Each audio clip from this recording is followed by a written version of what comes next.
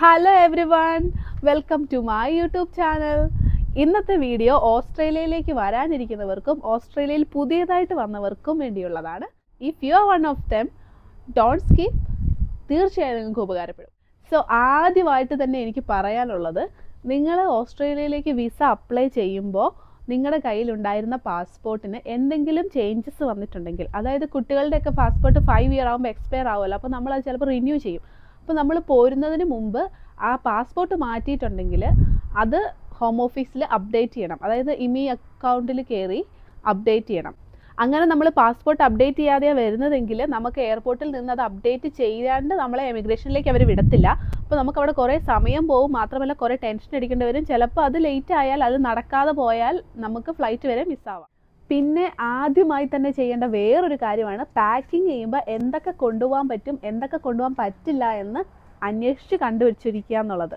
അതായത് നമ്മളിപ്പം ഗൾഫിൽ പോയ പോലെ, UK പോയ പോലെ ഒന്നും ഓസ്ട്രേലിയക്ക് പോന്നിട്ടുണ്ടെങ്കിൽ അവർ എയർപോർട്ടിൽ നിന്ന് നമ്മുടെ സാധനങ്ങളെല്ലാം മേടിച്ച് കളയും. ഫൈൻ വരെ കിട്ടാൻ സാധ്യതയുണ്ട്. ഈയിടെ നവ്യ നായർക്ക് ഫൈൻ കിട്ടിയതൊക്കെ എല്ലാവരും കണ്ടു കാണുമായിരിക്കുമല്ലോ, അതുപോലെ. സോ അതിനെക്കുറിച്ച് പഠിച്ചിട്ട് വേണം പാക്ക് ചെയ്യാൻ. അങ്ങനെ നിങ്ങൾ ഓസ്ട്രേലിയയിൽ എത്തിയെന്ന് വിചാരിക്കുക. ആദ്യമായിട്ട് ചെയ്യേണ്ട കാര്യം ഒരു സിമ്മ് വാങ്ങുക എന്നുള്ളതാണ്. സിമ്മ് ഇല്ലാണ്ട് നമുക്ക് അതിന് മുന്നോട്ടുള്ള സ്റ്റെപ്പുകളൊന്നും ചെയ്യാൻ പറ്റത്തില്ല. സിമ്മ് വാങ്ങാനായി അടുത്തുള്ള സൂപ്പർ മാർക്കറ്റുകളിലൊക്കെ പോയാൽ കിട്ടും. സിമ്മ് കിട്ടിയാൽ പിന്നെ അടുത്തതായിട്ട് ചെയ്യേണ്ട കാര്യം TFN അപ്ലൈ ചെയ്യുക എന്നുള്ളതാണ്. ടാക്സ് ഫയൽ നമ്പർ നമ്മൾ ജോലിക്ക് കയറുമ്പോൾ തന്നെ കൊടുക്കണം. ഇല്ലെങ്കിൽ നമ്മൾക്ക് ആ ഫസ്റ്റ് വരുന്ന സാലറിയിൽ, അല്ല അത് കൊടുക്കുന്നത് വരെ വരുന്ന സാലറിയിൽ അധികമായിട്ട് ടാക്സ് കട്ട് ചെയ്ത് പോകും. അതുപോലെ തന്നെ ഈ ടാക്സ് ഫയൽ നമ്പർ നമുക്ക് കുറേ സ്ഥലത്ത് കുറേ ഫോർമാലിറ്റീസ് ഒക്കെ ചെയ്യുമ്പോൾ ചോദിക്കും. പിന്നെ ഈ ടാക്സ് ഫയൽ നമ്പർ വരുമ്പോൾ ആ ഒരു വരുന്ന ഫോം ഉണ്ടല്ലോ, അതിൽ നമ്മുടെ അഡ്രസ്സ് കാണും. അത് നമുക്ക് അഡ്രസ് പ്രൂഫായിട്ട് യൂസ് ചെയ്യാം. പല സ്ഥലത്ത് നമുക്ക് അഡ്രസ് പ്രൂഫ് കാണിക്കേണ്ടതായിട്ട് വരും. ഓക്കെ, ഇനി നിങ്ങൾ മെഡിക്കെയർ കാർഡിന് എലിജിബിൾ ആണെങ്കിൽ അതിന് ഉടനെ തന്നെ അപ്ലൈ ചെയ്യുക. മെഡിക്കെയർ അപ്ലൈ ചെയ്യാൻ വേണ്ടി അതിൻ്റെ വെബ്സൈറ്റിൽ കയറി അപ്ലൈ ചെയ്യാം, അല്ലെങ്കിൽ ആ ഫോം ഡൗൺലോഡ് ചെയ്തെടുത്ത് അവർക്ക് ഇമെയിൽ ചെയ്യാം.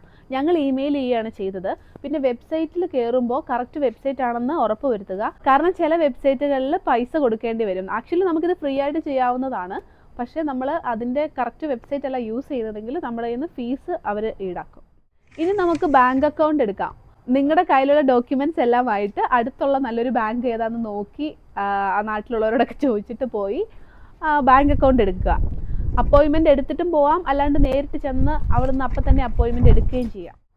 നാട്ടിൽ നിന്ന് വരുന്നതിന് മുമ്പ് തന്നെ, അതായത് തൊട്ട് മുമ്പൊന്നും ചെയ്താൽ പോരാ, 1-1.5 മാസം മുമ്പേ റിയൽ എസ്റ്റേറ്റ് എന്ന ആപ്പിൽ കയറി റെൻറ്റ് ഹൗസ് തപ്പി കണ്ടുപിടിച്ച്, അത് നിങ്ങൾക്ക് ഇവിടെ ആരെങ്കിലും പരിചയക്കാരൊക്കെ ഉണ്ടെങ്കിൽ ഹെൽപ്പ് ചോദിക്കാം. അങ്ങനെ സെറ്റാക്കിയിട്ടേ വരാൻ പാടുള്ളൂ, അല്ലെങ്കിൽ ഇവിടെ വന്ന് കഷ്ടപ്പെടും. ചില ആൾക്കാർക്ക് ഓൾറെഡി അവർ വർക്ക് ചെയ്യാൻ പോകുന്ന ഇൻസ്റ്റിറ്റ്യൂഷൻ അക്കോമഡേഷൻ അറേഞ്ച് ചെയ്തിട്ടുണ്ടായിരിക്കും. അങ്ങനെയുള്ളവർ ആ ഫ്രീ അക്കോമഡേഷനൊക്കെ തീരാൻ വരെ കാത്തിരിക്കാണ്ട് വരുമ്പോൾ തന്നെ റെൻറ്റ് ഹൗസ് തപ്പിക്കൊള്ളുക. അങ്ങനെ റെൻറ്റ് ഹൗസ് കിട്ടാതെ വന്ന എൻ്റെ ചില സുഹൃത്തുക്കളൊക്കെ Airbnb-യിലൊക്കെ പോയി താമസിച്ച് ഒരുപാട് പൈസ കൊടുക്കേണ്ട വന്നിട്ടുണ്ട്. ഈ റെൻറ്റ് ഹൗസ് തപ്പാൻ പോകണമെങ്കിൽ നമുക്ക് അതിന് മുമ്പ് ഒരു സാധനം വേണം, കാറില്ലാണ്ട് ഒന്നും നടക്കത്തില്ല. ഊബർ വിളിച്ചാൽ നമ്മൾ പൈസ കൊടുത്ത് മുടിയും. അതുകൊണ്ട് വരുമ്പോൾ തന്നെ ഒരു കാറ് എങ്ങനെയെങ്കിലും റെഡിയാക്കണം, എന്നാലും നമുക്ക് റെൻറ്റ് ഹൗസ് തപ്പാൻ പോകാൻ പറ്റത്തുള്ളൂ. നിങ്ങൾക്ക് നേരത്തെ ഇവിടെ പരിചയക്കാരുണ്ടെങ്കിൽ അവരോട് പറഞ്ഞോ, അല്ലെങ്കിൽ വരുമ്പോൾ തന്നെ ഏതെങ്കിലും എന്താ പറയുക, ലോണൊക്കെ കിട്ടുന്നവരാണെങ്കിൽ, വർക്ക് വിസ നേഴ്സുമാർക്കൊക്കെ വരുമ്പോഴേ ലോണൊക്കെ കിട്ടും. അതുപോലെ ലോൺ കിട്ടുന്നവരാണെങ്കിൽ പുതിയ കാറോ അല്ലെങ്കിൽ മാർക്കറ്റ് പ്ലേസിലൊക്കെ നോക്കിയൊക്കെ കാറ് മേടിക്കാം. കൂടുതൽ അറിയാനായി പാർട്ട് 2 പൊക്കോളൂ.